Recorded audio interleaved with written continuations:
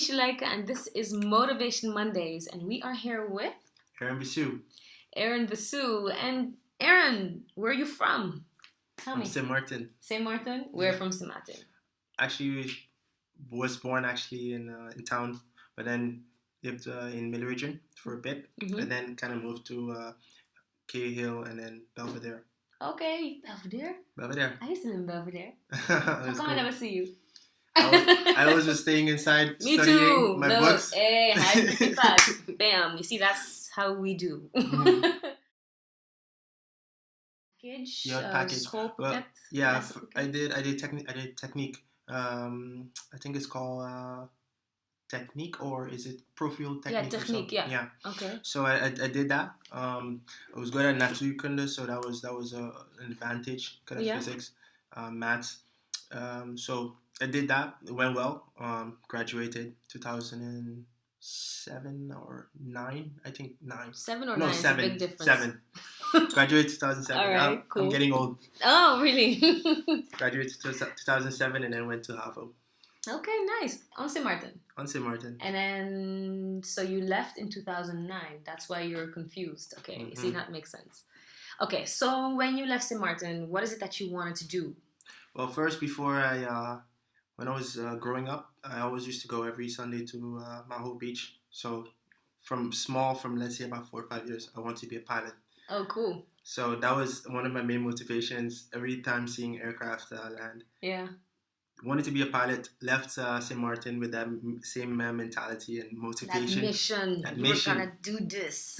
So that was one of the main things I was gonna do. I came to Holland and then I went to school. The first thing I heard was that after trying to pursue that goal, went to one of the teachers and asked him how can that work? How can you get there? How can I get there? What steps do you have to take? Exactly.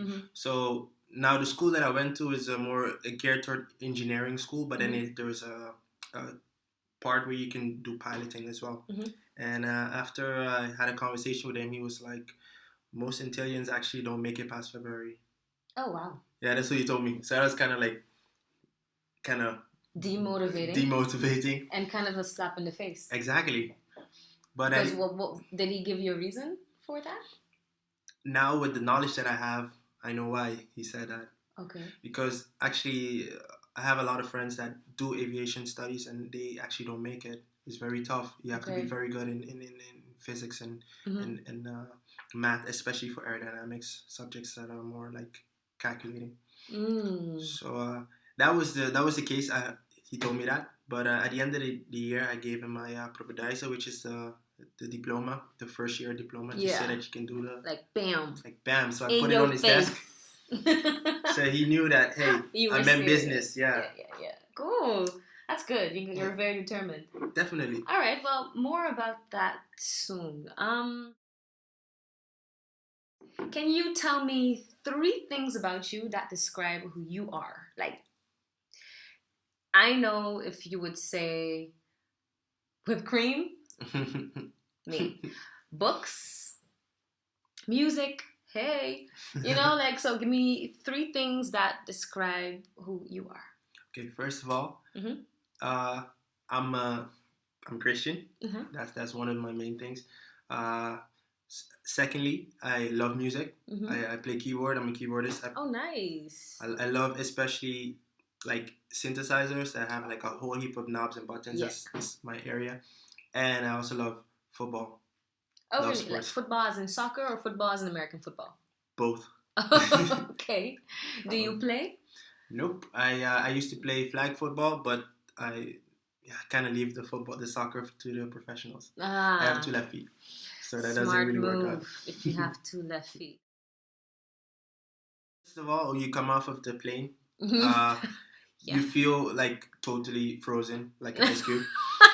So that's the first experience. Yeah. Secondly, you have to get accustomed to culture. You have to get accustomed to the language. You have to get accustomed to the fact that you don't have any family. So that's But you have family, but they ain't really here. You can't just go like, hey mom or hey auntie, I need some, cook for me today. Exactly. That kind of stuff. I had an aunt. I must say I have an aunt that lives in Rotterdam. But I've studied in Amsterdam, so that's like it's still far. Still far away. Yeah. Yeah. And as determined as you were probably mostly into the books. Definitely. Okay, so can you give me like one of the biggest shocks, like the biggest culture shock that you've experienced? Like, was there something that was like, oh, what? Because we don't do that back home. Back home. Okay, first when I started getting into I know we're talking about school here, but when I got my one of my girlfriends in Holland, we were very much punctual when it comes to dinner. That was strange to me because we know in St. Martin we don't eat dinner 6 o'clock, 7 o'clock. Time no. So when food done. When your mom cooks, she just leave it. She just say, "Okay, cool. Food is cooked. You go and step out." Yeah. So actually, that was one of the things we would just be like, "Hey, you gotta be home by 6 o'clock, or else they're gonna eat the food and you're not gonna get any, or you're gonna either have to make something else." Or so that was kind of weird for me. Okay, I don't get that. You don't get that. No, I don't get the. Otherwise, there's not gonna be anything left for you. Yeah. That's kind of.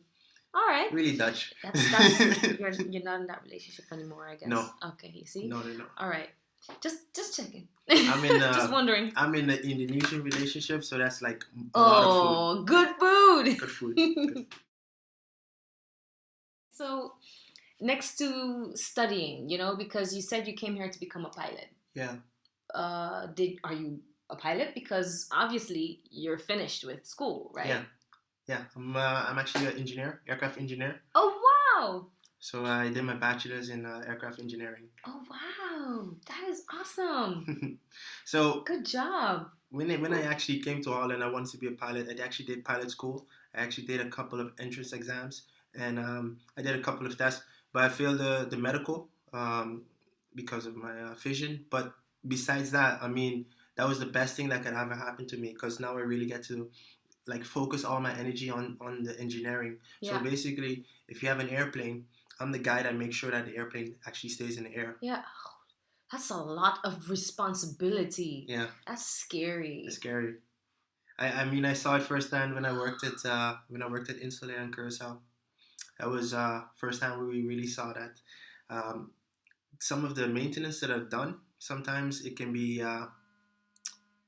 can cause different errors. So you guys gotta really be on your P's and Q's, especially as an engineer, making sure that everyone does their task correct. So, okay, can you give me a little bit of a peace of mind here? Because, I mean, I fly a lot between the Netherlands and home, and when the plane lifts off, it means that the plane has been checked, like, thoroughly, like... Yeah. Right? Yeah, definitely. so what you have is we actually have to do. That's why I say like my background. It has a lot of mathematics in it.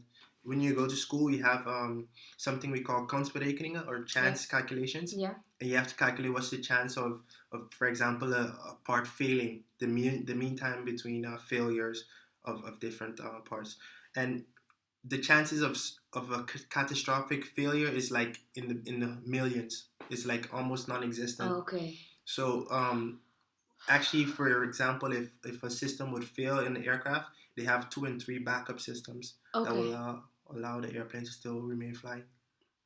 So that's part of aviation. That's why it's so. That's why I love it so much. Scary, and you have so much responsibility, and you must always be. You always have to be on. Yeah. You can't slack. You can't slack, especially as an engineer. You gotta make sure that when you do a calculation, it's perfect. Because if you're off by a comma or a decimal, then people's life are at stake. So how do you feel as someone from St. Martin, started in MAVO, then continued, did HAVO, came to Holland, found his passion, really? How do you feel? Like, how do I feel? Well, I feel real good. I feel, I must say, like, when you actually look at certain successes, you always see it as like a mountain. You always see it like, oh, that's the top, that's the peak, that's where I want to go to. Yeah. But sometimes I remember the first year when I got my supervisor, I was like, that was the peak. That's where I want to be at. Right. And then when I'm there, you got it. You're like, okay, all right. Okay. Let me just refocus and go like, what's the next? What's the next peak? I love it. So that's the stage where I'm at. Graduating was my most recent peak. Yeah.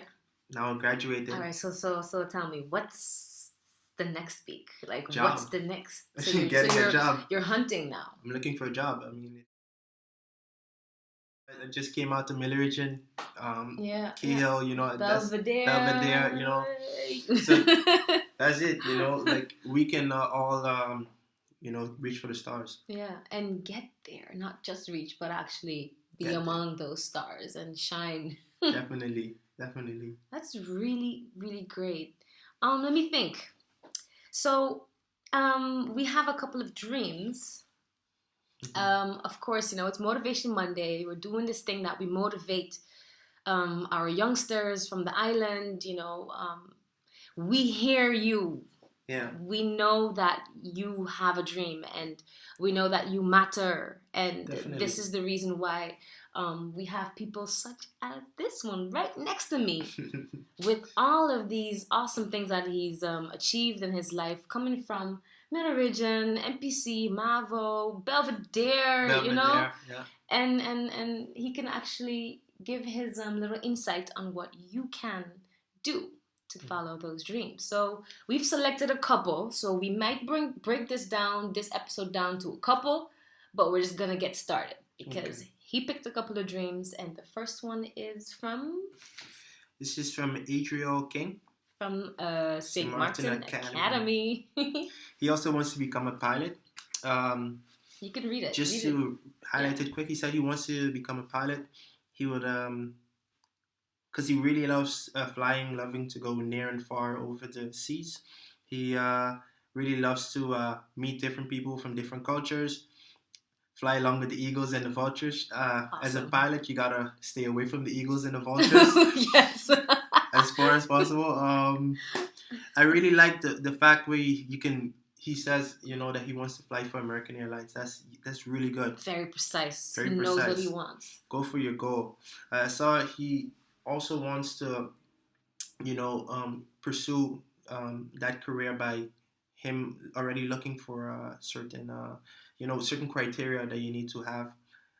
My advice to him on his goal is continue pursuing your goal. Adrian, are you listening? also, when it comes to other stuff that you know may come along with your goal, like medical, for example, medical tests. Also look into that. See if you wear glasses. See what your strength is. Yeah. See if you have any type of a disability with your hand-eye coordination. Those are a lot of good stuff to know because those are the stuff you're gonna be asked and tested on. Yeah.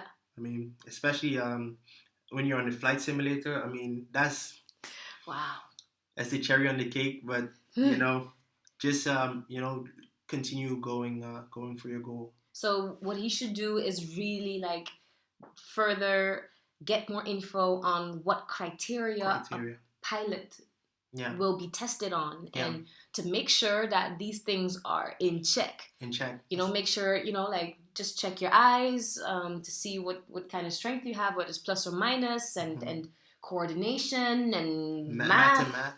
A lot of math. It's not. I hope you're good at math. Pilots do not actually use much calculators. It's actually more on the top of your head. Because, for example, you have a flight plan with 100 passengers, and they will say, 2 more passengers. So what you got to do is you got to then figure out where all these passengers are going to fit and how their baggage are going to get divided in the cabin. Is that what the pilot does as well? Yeah, they do last minute changes for the mass and balance. Wow. I actually had to do that as well in school. It's no wonder they get paid that much.